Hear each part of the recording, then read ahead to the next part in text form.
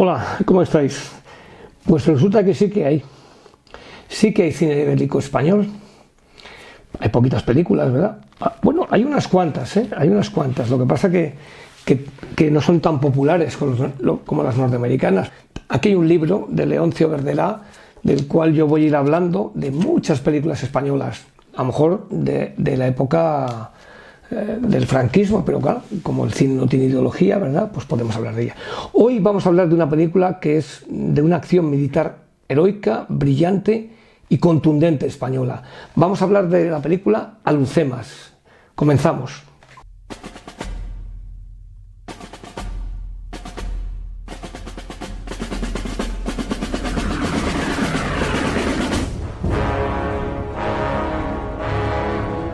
Alhucemas, una película del año 1947, por supuesto que en blanco y negro, o sea que espero que alguna cadena tenga la decencia de ponerla porque rememora en parte el exitoso desembarco anfibio hispano-francés de Alhucemas realizado el 8 de septiembre de 1925, es decir, hace 100 años. Digo, espero que la televisión española lo emita o alguna cadena tenga la decencia de emitir esta película del año 47. Ahora voy a leer los actores y veréis que de ideología cero, pero es un hecho histórico y fue el primer desembarco anfibio conjunto y combinado, conjunto porque es de fuerzas de tierra, de mar y de aire, cuando en 1925 no existía el ejército del aire, pero sí existía la aviación militar, y combinado porque también figuraban fuerzas de otro país como las fuerzas francesas. Históricamente, el desembarco de Alhucemas, repito, 8 de septiembre de 1925, contó con el desembarco de más de 17.000 hombres en lo que es la bahía de Alhucemas. Un desembarco que estaba pedido hace tiempo y que, repito, de estos 17.000, más de 15.000 eran españoles. Fijaros los actores de esta película: Sara Montiel, Tony Leblanc, Julio Peña, que hace aquí del capitán Fernando Salas, y José Bódalo, que hace del comandante Almendro, el comandante de una unidad de cazadores. Bueno, pues aquí tenemos, incluso sale uno que no está acreditado, que es Paco Raval. O sea que de película de derechas, tucu. Lo digo porque vais a ver cómo funciona aquí la propaganda, la antipropaganda. Las cávilas del Rif, los rebeldes, no eran marroquíes, eran pues los independentistas de allí, vamos a decir. De hecho, no hay ninguna calle en Marruecos que se llame Abdelkrim, que era el líder de esa guerra del Rif. Todo arranca del desastre de Anual, y todo arranca de la conferencia de Algeciras. Miraos la historia. Cuando el sultán decide que entre varias potencias, que haya dos potencias que ayuden a controlar su territorio. De los rebeldes independentistas. Esto de independentistas, esta palabra no suena hoy en día, ¿verdad? ¡Uy, peligro! Está tocando una palabra maldita, pero es la realidad. Entonces, en esa conferencia de Algeciras, entre las potencias, España y Francia son las elegidas para ejercitar lo que se llama el protectorado, o francés en Marruecos, o 6, luego en 1909 el envío de tropas. Y cuando empieza esta película, estamos en 1922. Faltan 3 años para el desembarco de Alhucemas, pero se ha producido el desastre Anual, desastre del que nunca hemos hecho ninguna película, y habría que hacerlo, para poner lo malo delante y lo bueno también cerca, para que sepamos hacer historia, si no seremos incapaces. Hubo un informe de aquel desastre Anual, que fue el informe de Picasso, que casualmente se desclasificó en 1995 y casualmente se quemó. Qué casualidad, pero queda una versión de este resumen por ahí editada. Leeros e indignados cuando leáis el informe de Picasso. Bueno, pues esa indignación de lo que pasa en Anual es la que anida en toda la sociedad española en los años 20. En los felices 20, que son los amargos 20 por una costosa y sangrienta guerra de África, en la cual la gente que va, se acaba de crear la Legión, como ese cuerpo de voluntarios, pero la gente que va al ejército es una gente de reemplazo, recalco, y en muchos sitios va pagado, porque el señorito ha decidido que vaya el tonto del pueblo y le pago a la familia y no voy al ejército porque en el sorteo que había me ha tocado África. Luego después eso se quitó. se quitó. Y la mili lo que hacía es que aunaba gente de todas las condiciones sociales. Pues qué bien, pues entonces ¿por qué no está la mili? Porque nadie la actualizó. Nadie dijo, oiga, en los años 60, 70, aquí hay que empezar a cambiar esto porque es que ya no vale el que vengan aquí y se hagan hombres, como decían, porque se les paga mal, se les paga poco, no se les paga nada, y encima hacen todo tipo de cosas, menos lo que tienen que hacer que es aprender el oficio de soldado, como decía Calderón, ¿no? Aquí la más principal hazaña es obedecer, aquel verso tan bonito de Calderón de la Barca, que fue soldado de infantería, de los tercios. Pero en Alhucemas lo que se produce es que entonces, esta película arranca cuando en esos mentideros de Madrid se habla de la guerra de África, se habla de cómo la sociedad española está noqueada por las malas noticias que llegan de África. Las malas noticias, porque a lo mejor por los que dirigen la guerra no están dirigiendo bien, o porque los generales, a pesar de que unos se baten el cobre, otros porque anida la corrupción, porque todas esas cosas hay que saber contarlas para saber de dónde venimos y a dónde queremos llegar. Entonces surge la figura de un capitán. Pero fijaros, esta película no arranca así. Empieza con unos cadetes desfilando por el patio de la Academia General Militar. Y con él, creo que es la Academia General Militar, no sé si han cogido Toledo o cogieron, pero creo que es la de Zaragoza. Y como a esos cadetes les va a dar les va a dar una conferencia magistral un comandante, el comandante Salas. Los títulos de crédito están mezclados con el himno de infantería, un himno muy bonito que empieza con esa estrofa que dice Ardor guerrero, Ardor guerrero. La fiel infantería es un himno muy bonito porque ya sabéis, y si no ya os lo digo, la mejor infantería del mundo es la española, y no lo digo yo, lo dicen todos los países del mundo. La mejor infantería es la infantería española. No hay mejor combatiente que el español. Pero el combatiente español es un combatiente muy aguerrido, muy duro, muy pétreo y sobre todo muy noble. Y eso es muy importante. La nobleza que va dentro de nosotros, aunque nos quieran poner o sacar la piel a tiras en muchas cosas, en el día a día, en la actualidad, para no ver la realidad. La realidad es que estamos a 100 años de un desembarco que marcó un hito. Por dos cosas. Porque el primer desembarco que había habido fue en los Dardanelos, en la Primera Guerra Mundial, y fue un desastre. Fue pensado por uno que de esto sabía poco, pero daba muchas órdenes, que era el primer lord del almirantazgo británico, Winston Churchill. En 1917-16 planeó el desembarco de Gallipoli, que fue un desastre, una matanza. Pero claro, no eran británicos, eran australianos, ¿verdad? Material fungible para ellos. Pero es que cuando estas mismas lanchas se van a utilizar 7 años después en la bahía de Alhucemas. Y entonces es un desembarco que es un éxito, tan éxito, que el embajador británico en los años 50 escribe un libro en el que dice, creo que en la página 100 y pico, que dice, y probablemente el general Eisenhower y su Estado Mayor se guiaron del éxito de Alhucemas. Probablemente no, seguro, porque es el desembarco de Normandía y el de Alhucemas es análogo. Los aliados desembarcan en Normandía, que es donde no les esperan. Los españoles en un 90% y franceses 10%, desembarcan en Alhucemas, que es donde no les esperan. A partir del desembarco de Normandía empieza la cuenta atrás del final de la Segunda Guerra Mundial. A partir del desembarco de Alhucemas empieza la cuenta atrás del final de la Guerra de África. De la Guerra de África. Vale, qué bien. Y no es anormal pensar que cuando a Eisenhower, que le dice claramente tiene que haber un mando único, si no, le dice a Churchill, si no, esto es un desastre, pide los informes y le dicen, ha habido 2 desembarcos, uno bueno y uno malo.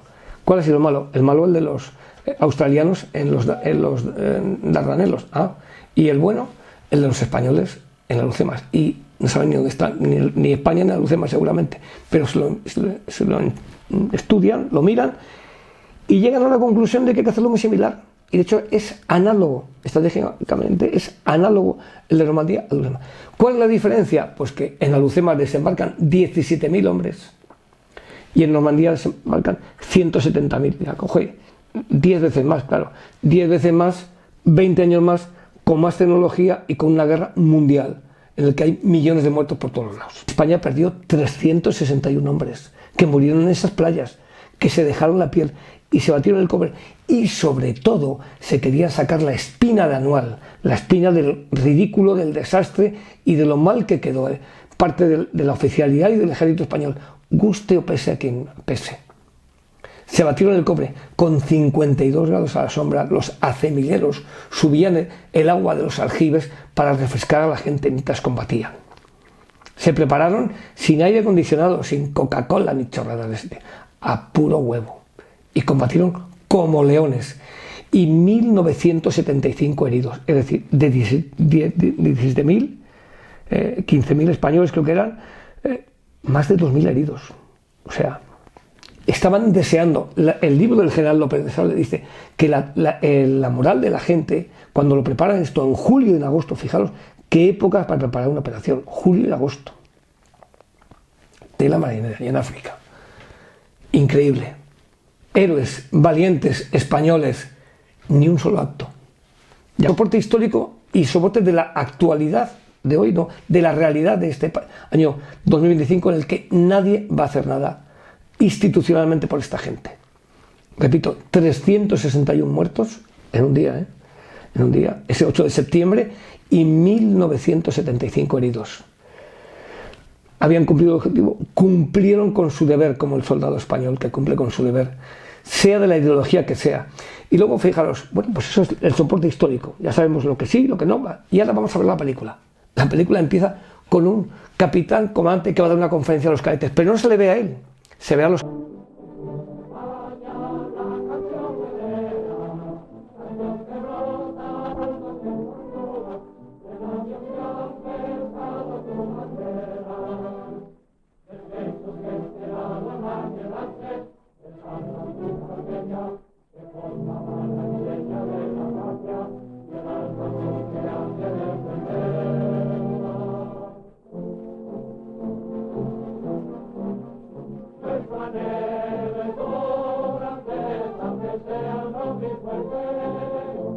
Cuando empieza la película hay un flashback, un retroceso en el que nos habla este hombre de cómo se sentía él en ese Madrid de los años 20 en el que llegan noticias desalentadoras de África.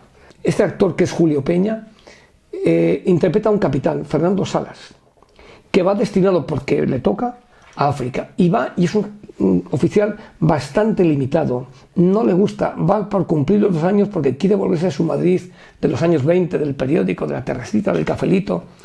Y llega a una unidad y hay un comandante, el comandante Almendro, que está un José Bódalo que se sale de la pantalla, que es que se lo come a él.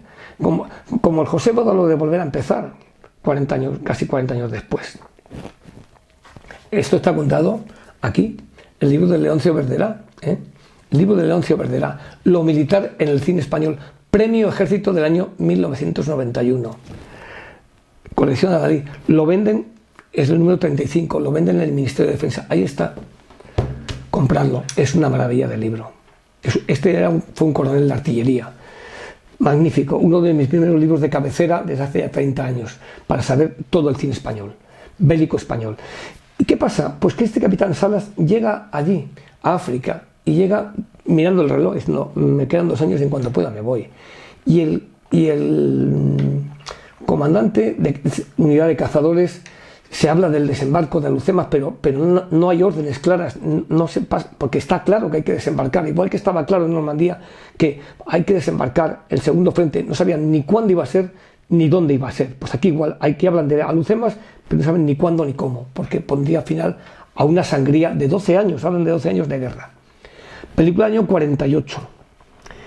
Película estrenada en Madrid con un éxito clamoroso, y ahí tengo las críticas, las podéis ver, de figuras como Méndez Leite, de ABC, de todos los periódicos de la época, del año 48. Pero es que aquí, en vez de ofrecernos un estereotipo de un militar héroe, valiente, nos habla de un capitán que es pusilánime, que no quiere ir de reconocimiento, que está deseando volver a Madrid, que incluso los compañeros, el comandante intenta que tenga más espíritu militar y le da una misión para ir y él la rechaza, o sea, y mata a un compañero. Es decir, y vuelve, cumple sus 2 años y vuelve, y las conversaciones que tiene con el comandante, cómo el comandante intenta cambiar y modelar ese espíritu de miedo, que tiene miedo a morir, con ese espíritu de cobardía.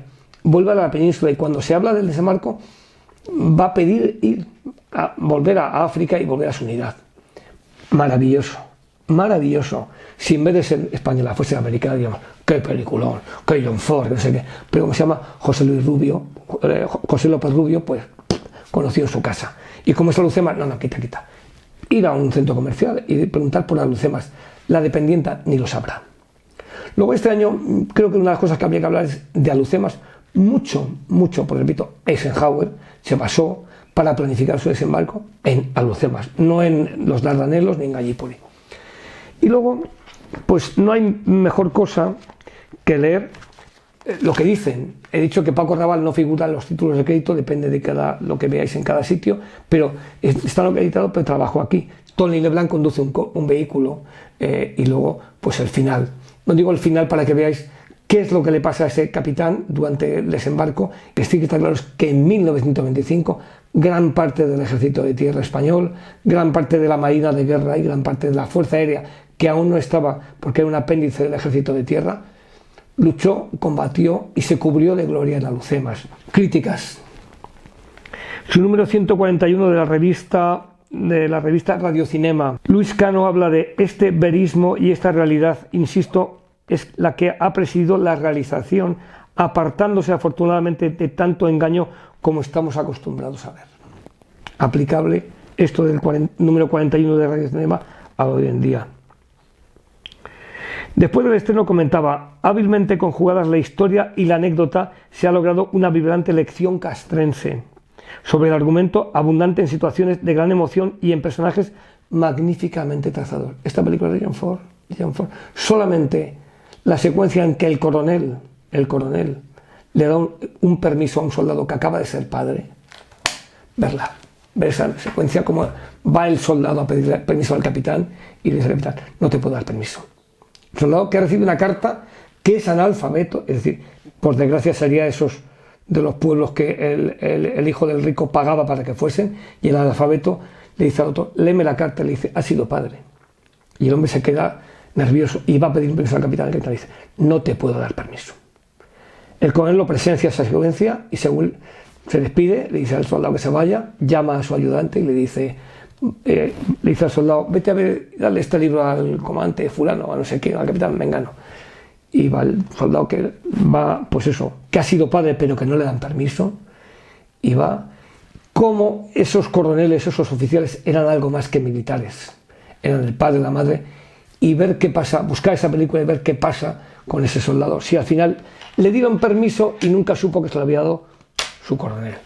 Las cosas se hacen por hacer, no por aparentar.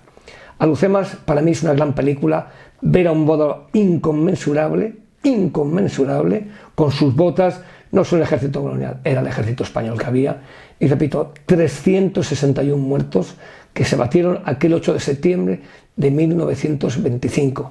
No hay peor miseria que no hacer loas a los que se han batido por tu país. Muchas gracias.